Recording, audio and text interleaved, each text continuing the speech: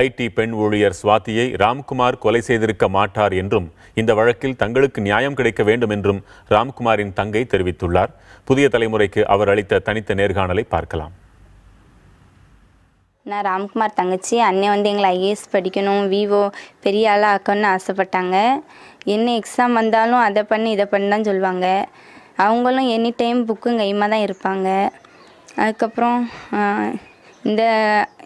இந்த அளவு அவன் பண்ணியிருப்பான்னு எங்களுக்கு நம்பிக்கை இல்லை. அவன் பண்ணியிருக்க மாட்டான் நிச்சயமாக. அதே மாதிரிக்கு நாங்கள் கோர்ட்டில் எந்த வித மனு தாக்கலும் செய்யலை. நாங்கள் லோக்கல் வக்கீல் தான் பார்த்துருக்கோம். அவன் கொலையில் ஏதோ திசையை திருப்பதுக்காண்டி இதெல்லாம் பண்ணிக்கிட்டு இருக்காங்க. அன்றைக்கி நைட்டு நாங்கள் ஹாஸ்பிட்டலில் இருக்கும்போது நாங்கள் கேர்ள்ஸுன்னு கூட பார்க்காம எங்களை துரத்தி வீடியோ எடுத்தாங்க. ராம்குமார் தான் குற்றவாளின்னு தெரியறதுக்கு முன்னக்கூட்டியே எங்களை துரத்தி எடுத்தாங்க. அதில் எங்களுக்கு ஒரு நியாயம் கிடைக்கணும் சார். நாங்கள் கேர்ள்ஸுன்னு பார்க்காம 12 மணிக்கு எங்களை துரத்தி வீடியோ எடுத்தாங்க சார். அவங்க மேலே நீங்கள் கண்டிப்பாக கேஸ் போட்டே ஆகணும். அவங்க எங்களுக்கு பதில் சொல்லணும். அவன் தான் குற்றவாளின்னு அங்கே உறுதிப்படுத்த முன்னாடி எங்களை எப்படி சார் ஃபோட்டோ எடுக்கலாம்? எப்படி எடுக்கலாம்?